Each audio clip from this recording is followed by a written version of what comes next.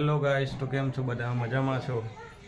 આજે અમે જઈ રહ્યા છે પક્ષીઓ માટે ચારણ નાખવા માટે. જો તમારે પણ આવવું હોય ચારણ નાખવા માટે તો જલ્દી આવી જાઓ. અમારું છે શિલ્પુબેન, જે પક્ષીઓને ચોખા અને ઘઉં નાખવા જઈ રહ્યા છે. તો જોઈ શકો છો અમારા ધાબા પર નજારો, અને જુઓ પોપટ ને બધા આવી ગયા છે ચારણ ખાવા. અને તમે પણ આવી પક્ષીઓની સેવા કરતા રહેજો. જોઈ શકો છો અમારા ગામનો કંઈક આવો નજારો. મમ્મી ગાયોને બગાડી રહી છે વાડામાં, બધું ખાઈ જાય છે. જોઈ શકો છો આ છે ભાઠીજી દાદાનું મંદિર.